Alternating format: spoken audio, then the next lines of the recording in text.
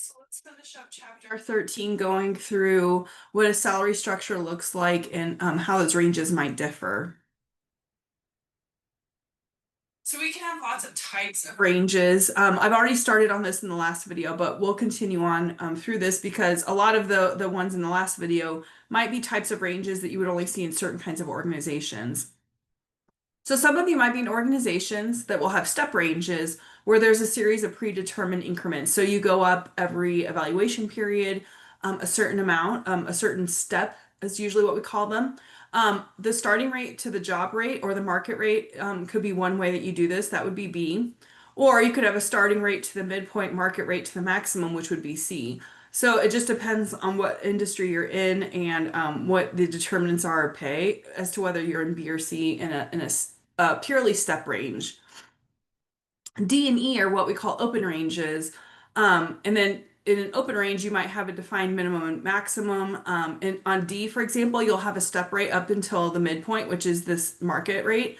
And then above that, you'll have an open range. And then on E, it's completely open from the minimum to the maximum. A lot of you, I think more of you will work in a place that has an open range rather than just step ranges. An open range gives managers flexibility to determine where they want to put individual pay based on performance, based on the experience, the background, certifications, education, that sort of thing that people bring into the job. When people are performing really well, you can, with an open range, you can put their salary wherever you want in that open range. So like in D, it would be anywhere above the salary rate or the midpoint. On E, it could be anywhere within that range. Versus like with B and C, the step range, managers don't really determine that. That's already determined within the salary structure, and usually that's determined with HR and line managers making determinations of what those steps will look like.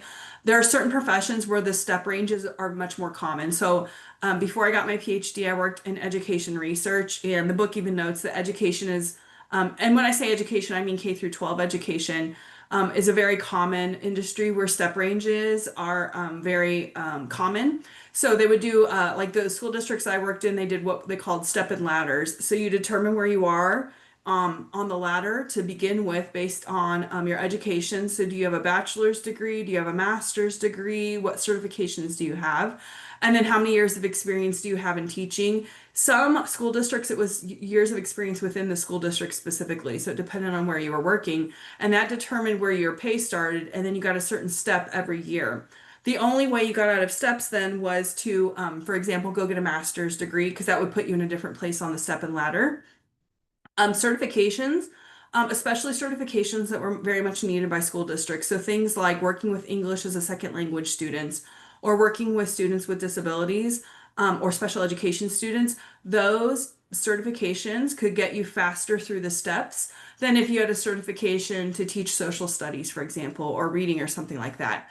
So step ranges can have some differences on the steps, but generally people go through the steps at certain increments, whereas open ranges, individuals can be all over the place. That's where you can have very big differences in individual pay. So some of the dimensions of ranges, and these are things you would have thought about in making the salary structure, and that we've already talked a little bit about last week in making that salary structure. But you want to think about your range spread. So on here, the range spread would be in that blue box from A to B, where the minimum and the maximum, what is the difference between the two? As the book notes, this can be a dollar range, but it can also be a percentage. So 40 to 65% would mean that from the minimum, you would increase 40 to 65% of that to figure out what the maximum is for that range spread. Midpoints are usually the market rate. On here, it's called the pay policy line because we're assuming here in this chart that the pay policy line is also the market rate, but you can change your pay policy line. Your midpoint doesn't have to be the market rate. For example, if you have a pay policy where you lead the market, your pay policy line may be above market rate throughout the year. So it just depends on what the policy is or the strategy is for the organization. The number of grades, so the number of colored boxes you would have here, or ranges that you might have, can vary from 4 to 60, as we learned last week, but typically you have 10 to 16. The larger the organization, usually the larger number of grades. It also can depend on how the salary structure is created. If you have a salary structure that includes all of the different kinds of jobs in a very large organization, you're going to have a lot of grades. But if you split up each of the kind of families of jobs into different salary structures, you might not have as many grades because you're only going to have certain kinds of jobs within each salary structure. And then the overlap is how much those ranges overlap from the maximum of one range to the minimum of the next range. So you want some overlap because as people move, you might not need to increase their pay as much to keep them within either their range or to move them into the next range if they get a promotion. So that can help control expenses in terms of people's pay growth, but it also then, as you move people through ranges, gives them the opportunity to grow through their career. It doesn't make them stuck in the pay range that they started with, even if they never got to the top of that pay range. So, as I've already been mentioning, there are different ways to move employees through rate ranges. So you can have automatic progression based on length of service. That's what kind of the step and ladder approach does. A lot of you will work in places where there's merit progression, so it's based on performance. Um, and you can even think about this for sales, for example, in a lot of places where you're making your money based on your sales. That's a pure merit progression. Then, like the more sales you make, the more money you make.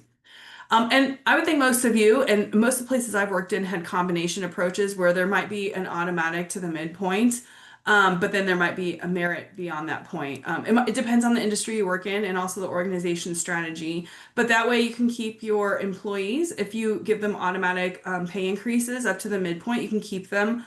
And their salary is competitive with the market. But then you can, if you have merit beyond, that allows you to have the freedom to pay higher performers more money. You can put new hires at any point in a range based on their qualifications, which is why we have the ranges. If you're purely entry level, maybe you just graduated from college and you're starting your first job, you might be at the bottom of a pay range. But as you gain more experience, if you go back and get an MBA, for example, all of these things can change where you are in your own range. It can also help you get promoted to a different pay range later in your career. The one thing that makes it a little bit difficult or can make it tricky is when there are things going on in the labor market that affect not only the market rate, but also how people are progressing in your own organization because that market rate is changing. So when there are shortages, for example, of certain positions, this happened right after the pandemic, you might have to have higher starting rates. And we saw a lot of problems with this in 2021 a little bit, but then 2022 and 2023, where we were having to pay people entry level jobs, but also people who were just entering into organizations, but maybe not even at entry level. They were getting paid more than the people who were already in those organizations and had lots of years of experience or tenure in those organizations. So there were pay compression issues happening. And that's simply because the labor market, there weren't enough workers. And to attract workers to organizations had to pay above market rate, which at least temporarily for some professions and permanently for others changed what that market rate was. And even within organizations, we can have people who, especially as we're changing ranges, like from year to year, for example, if you do a cost of living increase, your ranges are going to change. You could end up having some employees who are at green circle rates, which is when they're below the minimum. So they're underpaid. Usually, what you do then is you simply correct their pay and increase their pay so they're at least at the minimum of the new range minimum. And you can do that in steps, or you can do it automatically once you start updating the ranges. It depends on your budget, but also how many people you have that might be at green circle rates. If you have a lot of employees at green circle rates, it could mean that you have a lot of new hires, for example, or new entry level employees. But if you have employees who aren't just entry level who are at these green circle rates, that might also be a time where organizations have to stop and think about the way that they're paying their employees, because it may be that they're underpaying a lot of employees who deserve through either their experience or their tenure in that organization to be actually higher up in their pay ranges. Red circle rates are when people are overpaid on their pay ranges. This could be when for example, if you had broadbanding before and then you want to start breaking out those bands into ranges that are much narrower because maybe you're changing the way you're organizing your salary structure, or maybe you're having to add jobs that didn't exist before, and certain categories of jobs are having to move around. Um, then for those who are above the maximum, generally organizations don't bring their pay down to the maximum of the range because pay decrease is very demotivating for employees and many of them will leave. What you often will do is you can just leave their pay above that range and then wait until the range catches up with those people's pay to start paying them pay increases. If this happens, it's really incumbent on managers and supervisors to explain to their employees why they may not be getting pay increases for some time. It may also be then incumbent on their supervisors to determine other ways that they can motivate those employees if those employees won't be eligible for pay increases for some amount of time. So this could be things like giving them new opportunities or more responsibility or doing something that changes their job, even though they can't give them a pay increase. The other thing you can do is you can change the way that the employees are paid. So their salary could be at the maximum of that pay range, the new maximum that you have. And then just to keep their pay in line with what it has been so that it doesn't decrease, you can give them a lump sum. And you can do this for every pay period or every year. I don't want to say pay period, but like evaluation period that this is happening. So that lump sum is getting smaller and smaller over time until eventually you don't need to give them a lump sum because their pay is now at the maximum of the pay range. There are a lot of administrative challenges, as the book mentions. One is linking pay to performance. Many organizations, and we'll talk more about this when we get to performance evaluation, claim that they pay for performance, but then everyone gets like the same pay increase, for example, or everyone even gets the same scores on their evaluations, which is often very high.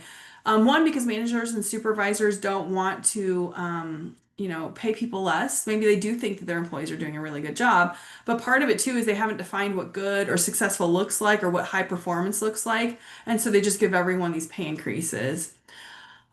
Pay for performance can be really difficult when you have things going on in the market, like inflation or market volatility, where you have to increase pay a lot faster than you would if you were linking pay to performance purely. So, like for example, the when in 2022 and 2023, where we had lots of new hires that had to be paid above the market rate, at least the previous market rate, that can lead to problems for pay for performance over time because those employees are already starting at a higher rate than they should have based on the ranges that you've created. So now you have to figure out, even if they're doing a great job, should they be above the midpoint, for example, if you have an open range and that sort of thing. Employee perception is really important. If employees, and this is also partially why a lot of employees get increases in their pay when there's a pay for performance system because they believe that they're performing really well, even if they're only average. So part of it is just employee perception. But if they perceive that their efforts are being paid, then they might be happy, even if the pay for performance system isn't differentiating really high performers from even average performers.